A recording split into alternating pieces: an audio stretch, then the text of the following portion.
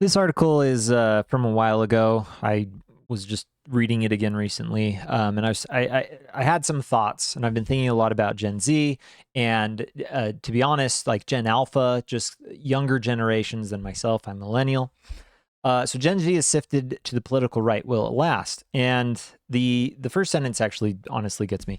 Young people are drawn to rebellion, and politics is no exception. For me, right off the bat, I think that's completely wrong. I do not believe that young people are drawn to rebellion. I think there is a much larger problem that is going on. Um, I don't think children, if you go back 100 years, 200 years, 300 years, 500 years, 1,000 years, I don't think they were rebelling the way they are today.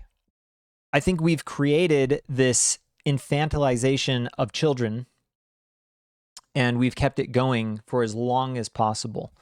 And it just gets worse with every succeeding generation.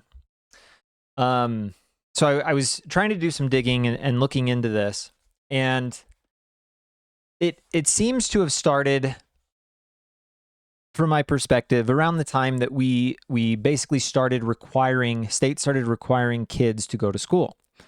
Before, kids would go to school until about the age of 13. They were allowed to just be done, and they'd have to go work on the farm, help their father, right, on the farm, or to do extra work, especially during the summers. And states started requiring them to stay home. Then we also started instituting child labor laws to keep children away from work. Now, I'm not saying that children should have to go back to, when people hear about child labor laws, they always think of the factory and a little kid in the factory pushing this huge heavy machinery and getting screwed over. I definitely don't think we need to go back to that. But for a 13-year-old, when I was 13, I was handing out flyers in my neighborhood saying I'll mow your lawn, I'll watch your animals. It wasn't exceptionally successful or anything, but around the age of even 10, I was thinking about ways that I could go out and make money. How can I go participate in this world and become of age? And so from my perspective, I think the teen years are the coming of age years. They're the time where children become adults. And instead of allowing them to become adults, we've created this structure around them to force them to remain children. You're going to sit in school with other peers your age. You're not allowed to work until you're 16. And once you are 16, you're going to have limited hours. There's all these exceptions. And again, I'm not saying those are necessarily bad. That's not the point I'm making. The point I'm making is that we have infantilized our youth, and it's getting harder and harder for them to grow up because they were never given the opportunity. I don't think it's rebellion. I think it's trying to fit into the world and be an adult. So I'm going to shift gears back to this article for a minute, and then we'll come back to what I was talking about. So young people are drawn to rebellion. Again, I don't think it's rebellion. I think they're just like trying to figure out the world. And to be honest, a lot of them, most of the Gen Z I've talked to at least, and I'm not going to say all of them, but most of them, they know who Donald Trump is, but they don't know what his policies were. This was 8 years ago, 8 to 4 years ago that he was there. And again, I understand that not all of Gen Z, calm down some of you who actually know what was going on politically, but a lot of them, when I was that age, I was invested. I've always somewhat been invested, but I didn't completely know or understand everything that was going on. Right. I remember a lot of the Bush years, but I don't really remember anything from Clinton because I was a young child. But I do remember some of the things that were happening, Bush years, Patriot Act, 9/11, all of that type of stuff. Those weighed on my mind even as a teenager when I was in high school. I was thinking about these things. And I'm sure there's other Gen Z that were, but a lot of my friends definitely were not. And I'm assuming Gen Z is fairly the same. And so for the first term of Donald Trump, they hear all of these exacerbations going on about Donald Trump. Everything's getting exacerbated to the 10th degree, and made up things happened, which have now been confirmed to have been made up. And then Joe Biden gets in, and they're feeling hurt. And so I don't see it as rebellion. I see it as they're like, hey, everyone was complaining about Trump. They lied about Trump, but things were actually kind of great during Trump when I was a teenager. Now I'm in the workforce and I'm trying to get a job. And under Biden's situation, like I feel screwed. I can't get a home. Things are going up. COVID happened. Everything's just screwed. And then they get older and Trump's in. That's not rebellion. That's just like, hey, I just barely got invested. This is what's going on. So I started getting invested with George W. Bush. And I was like, wait, this is what Republicans are? Am I even a Republican? Right? I grew up with conservative parents who were registered Republican. And I remember having the thought, am I a Republican? Maybe I'm not. Maybe I'm more of an independent because I don't like what George Bush is doing. And I was like, well, maybe the leaders suck and maybe the people, the Republicans are fine. And I tend to still agree with most of what the Republicans on the right, the people believe. I tend to share most of my similar beliefs with that group of people. But with the leadership, I've definitely come to the conclusion, I ain't no Republican. And I'm definitely not a Democrat because when I look at the leadership of the Democrats, I'm like, man, you guys are insane too. So where do I stand? So I generally will say I'm on the right, or generally say I'm more conservative. And I look at Gen Z and I'm like, they're trying to figure out where they fit. Okay, just as I was confused and feeling this sense of I wasn't rebelling, I was getting confused, being like, the things that I thought I knew, there's a disconnect, there's a wrong. I wasn't rebelling and saying I want to go against conservatism. I'm not rebelling against them. I'm just saying, wow, maybe you're not the party for me. And I think that's what's going on. I don't think it's rebellion at all. And again, it's because we've infantilized children that they're rebelling because they used to become adults. For Gen Z voters, it's the spirit of juvenile rebelliousness that has pushed them towards the political right in recent years, who leads the conservative coalition at Harvard Kennedy School's Institution of Politics. I disagree. This impulse was channeled in the anti-establishment politics of President Donald Trump and has fueled a shift rightward among younger voters between 2020 and 2024 election. I read 2024 as less of an anomaly, but more of an inflection point. Speaking on a panel at Harvard University's Ash Center for Democratic Governance and Innovation on October 14th that examined the shift among Gen Z voters, especially young men, toward the political right. According to Doerr, many young people felt shut out of opportunities their parents had, such as buying a home, building a stable career, combining with the broader cultural climate. That frustration ignited a rebellion against what Doerr called progressive orthodoxy. Again, I don't think it's rebellion. It's you don't have my best interest in mind, so I'm going to move on. And to be honest, I think a lot of teenagers feel the same way about their parents. I'm sorry, but a lot of the parents have sent their kids off to school. Both parents go to work. Child comes home. No parents there sometimes, or sometimes they are. But a lot of the times, parents are like, okay, I don't want to be involved in your life.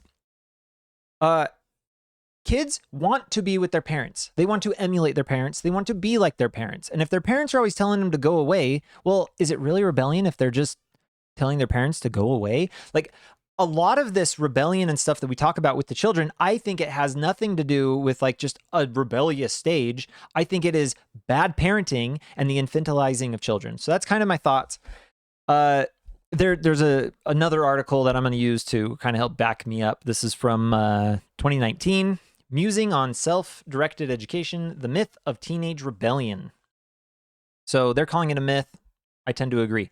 100 years ago, teenagers didn't exist. There wasn't a dearth of 13 to 19-year-olds, of course, but generally they were called children or adults. Today, adolescence is its own animal. It is treated as a state of being rather than a transition. There are all kinds of expectations about what happens in adolescence. Teen angst, rebellion, questionable choices, self-discovery, experimentation, existing blues, etc. Some of this I find troubling. I worry that the way we treat and respond to teenagers is in part guided by a misunderstanding of what happens during this time of our lives. On the one hand, we understand adolescence to be a frustrating, awkward period to be suffered through. On the other, I believe in a reaction to the first. We unwittingly send the message that adolescence is a time to sow wild oats, to play with childlike abandon, not on the playground, but out in the field of adulthood. It's less about becoming adults and more about free access to their world. But adulthood isn't free. All of that freedom costs something, greater responsibility. For kids who view adult life as play, unintended practical and emotional consequences usually flow. So, what if we discarded the expectation of teenage rebellion and imported the expectation of maturation? Did I say that? Maturation? maturation.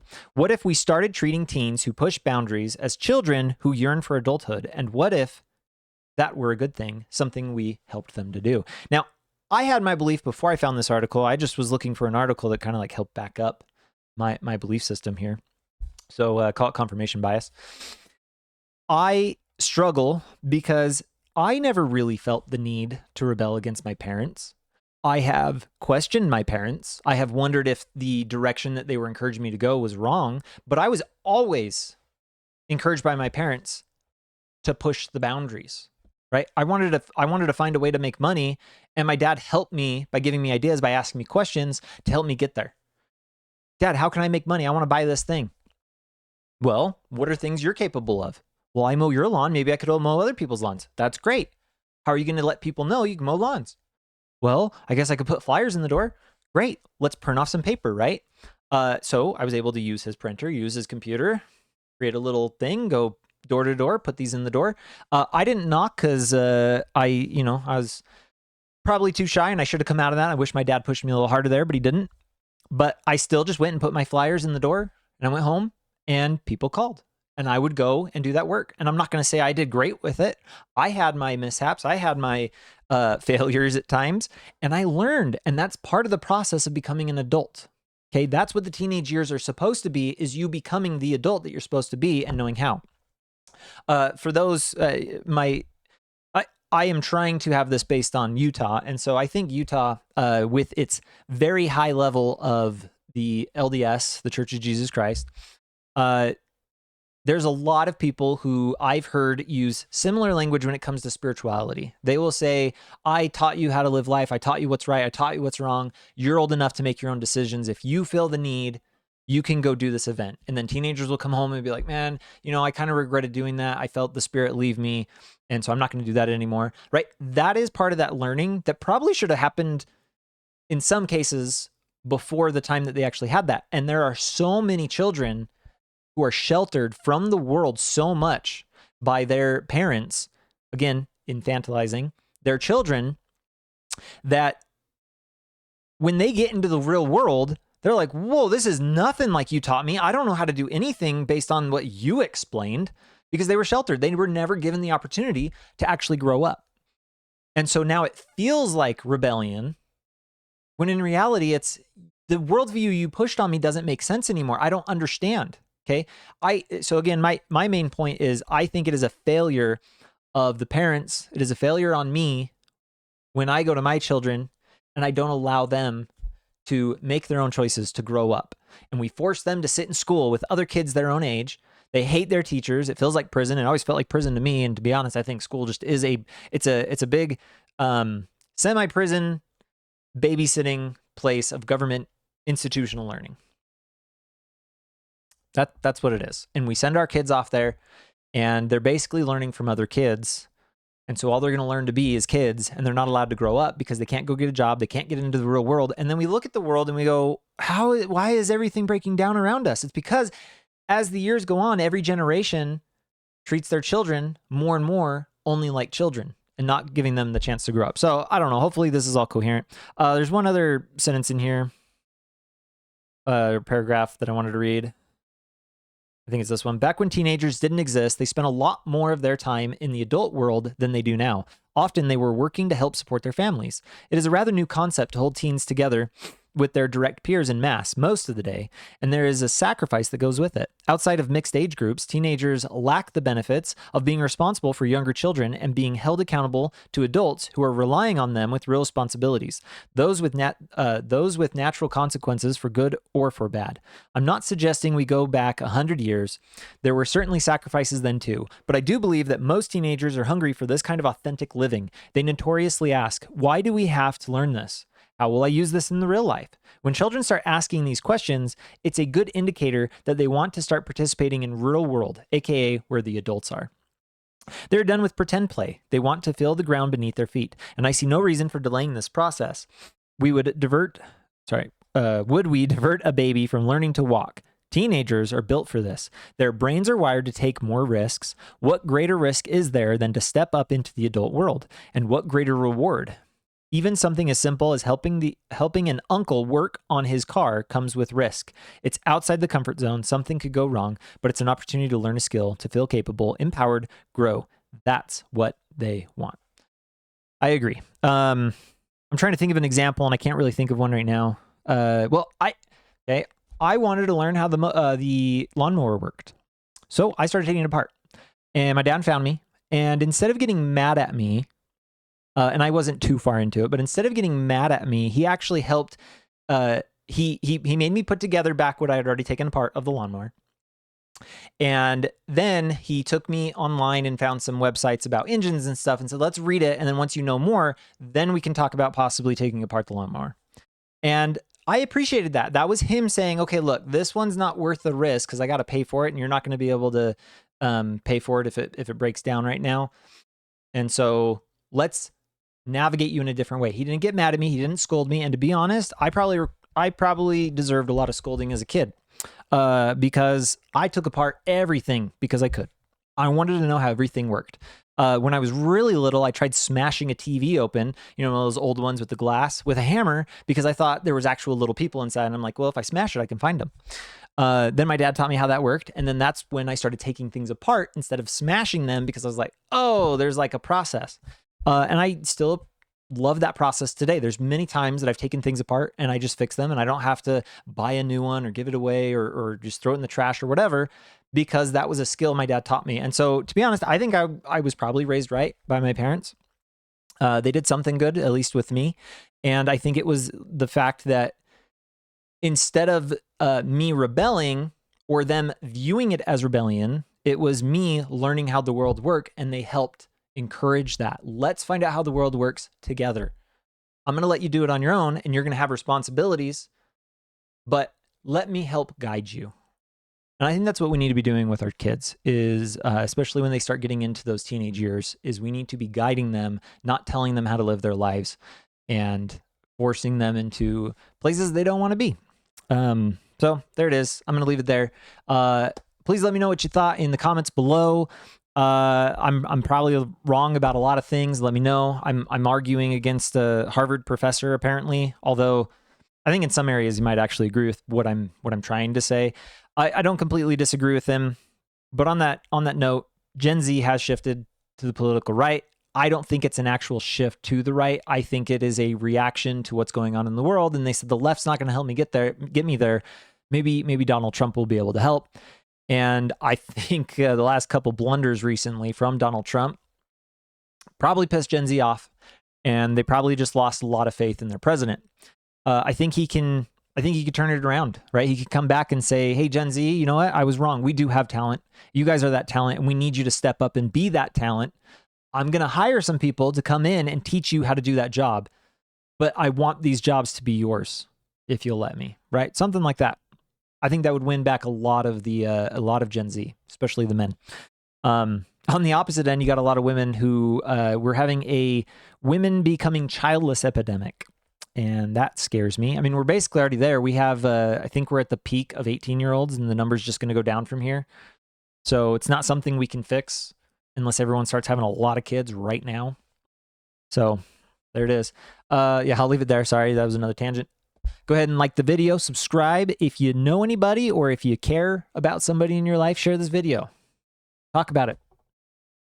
If you hate me, share the video and say, dude, look how dumb this guy is. Or if you really like what I have to do, please share it with someone. And it's the best way to beat the algorithm, best way to get going anywhere. I'll leave it there. And until next time.